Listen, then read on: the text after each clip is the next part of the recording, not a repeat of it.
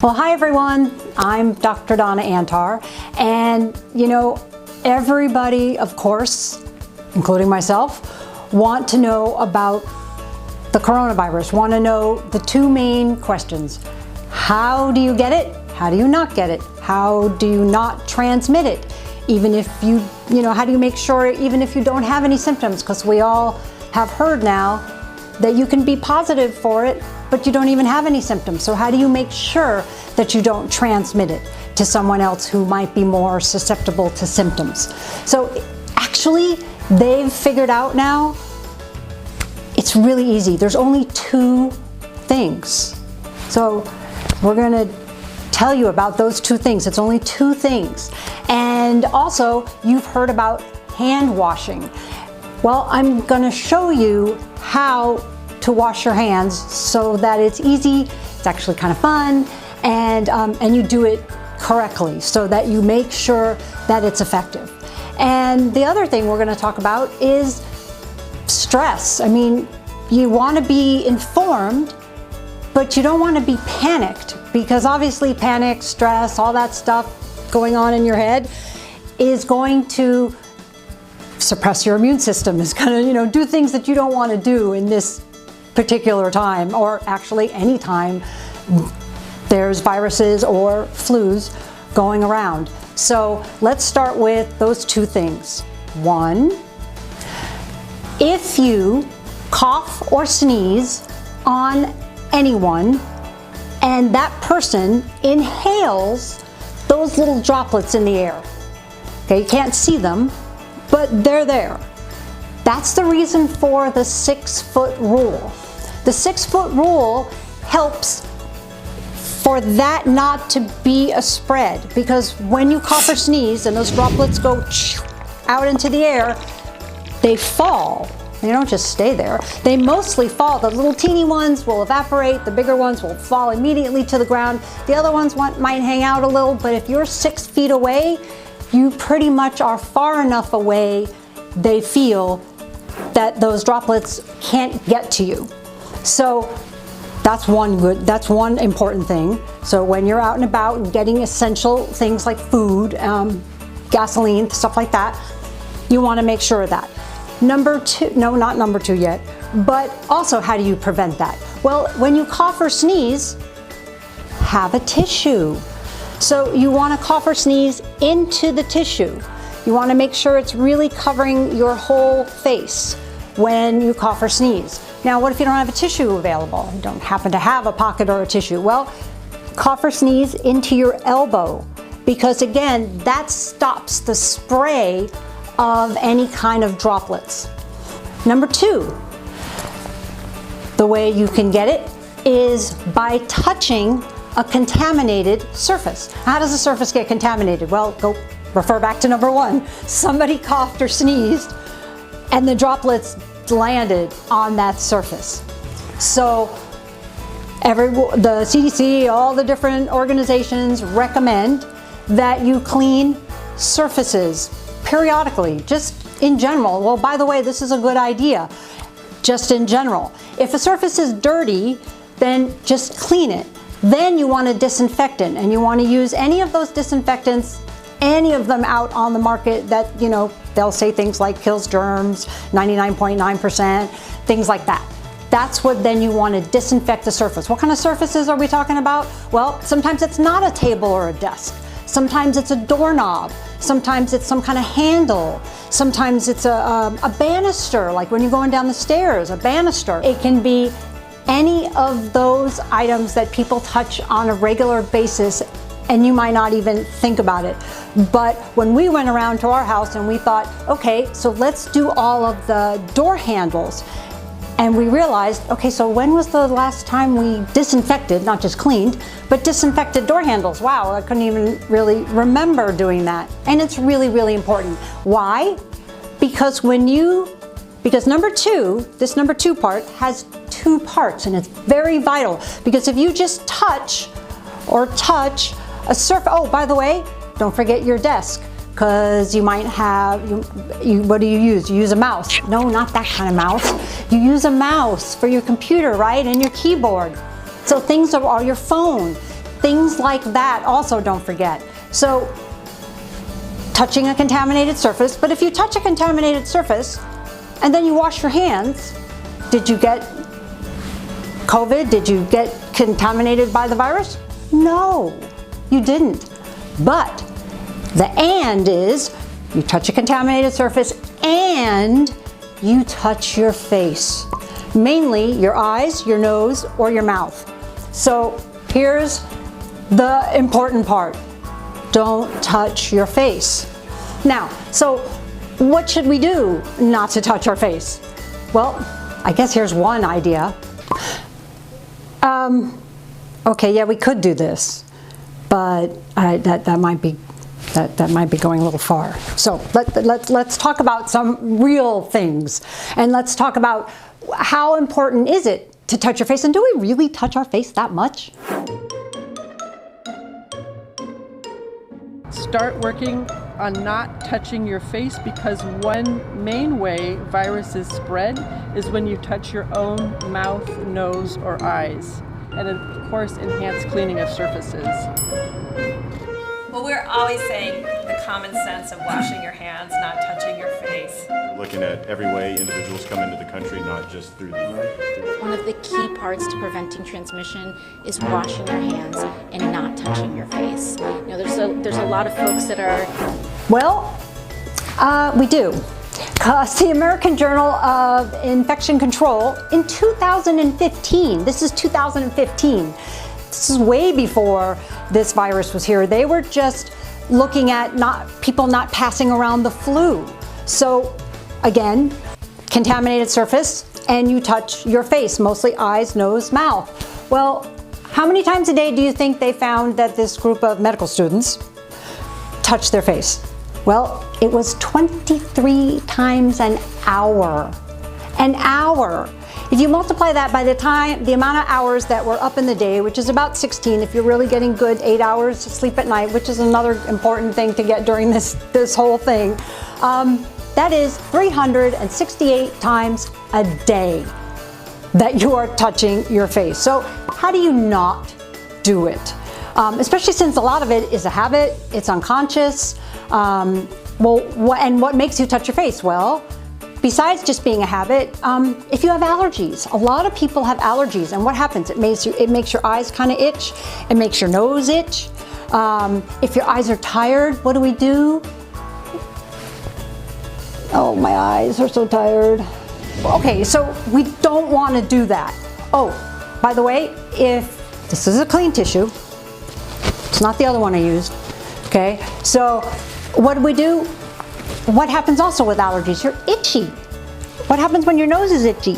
Well, if you use a tissue like that, you can kind of scratch the itch without touching your face. Because we're going to talk about hand washing in a minute, but you're not going to wash your hands 23 times an hour, or you would only be washing your hands all day. So we will talk about what we can do. So you can use a tissue. You can also, if you have some hand sanitizer handy, you can put some hand sanitizer on and then scratch your nose. Because sometimes if you don't scratch your nose, it gets worse and worse, right? So wanted to also make it a game with your family. Make it a game. Make it like, okay, everybody needs to know that nobody can touch their face. And if you catch somebody touching their face, I don't know, it's a point, or I don't know, make a game, especially if you have kids. They'll love this. Catching their parents touching their face, because it really is the most important part of number 2. Sure, if your hands you've just washed your hands, or you just sanitized your hands, because somebody asked me one time, how long does hand sanitizer last? Well, it lasts as long as until you get contaminated again. So really it only lasts that moment that you disinfected your hands. So you want to be careful, and you want to pay attention. So again, make it fun. If you have kids especially, or just you and your partner, do some kind of game. Also, just have a tissue in your hand. And this way, when you have a tissue in your hand and you go to touch your face, or you go to push your bangs out of your eyes, you're using the tissue. And then throw that tissue away, grab, see, grab another tissue. That's the way you do it. Now, the other thing that you want to do is, if you're just watching this video, well, lace your fingers together, put them in your lap. This way, your hands are doing something. And when they go to touch your face, you're kind of going to notice, because it's going to have to let go to touch your face, right? So do that. The other thing is you can actually sit on your hands.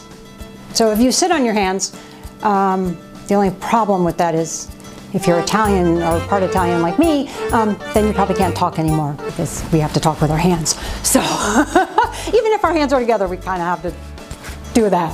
So those are the things, the little games. You can put Post-it notes all over your house. Don't touch your face. Just all sorts of things to make you more aware. And this is not only for now, this is for any flu season. It's so important. What's number one? Somebody coughs or sneezes on you, or you cough or sneeze on somebody else. Don't do that. It's so easy to prevent. 6-foot rule, make sure you protect.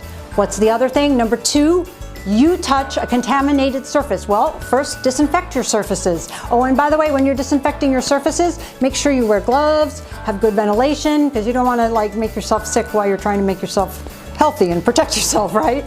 So do that. And number two, you touch the contaminated surface, now don't touch your face. And in between all that, wash your hands. And this is really easy.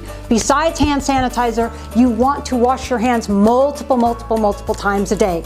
And by the way, if you're eating right now, you might want to pause the video or stop for a minute.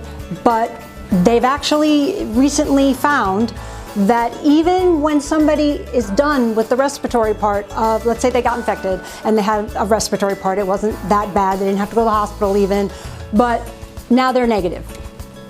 But guess where they're not negative?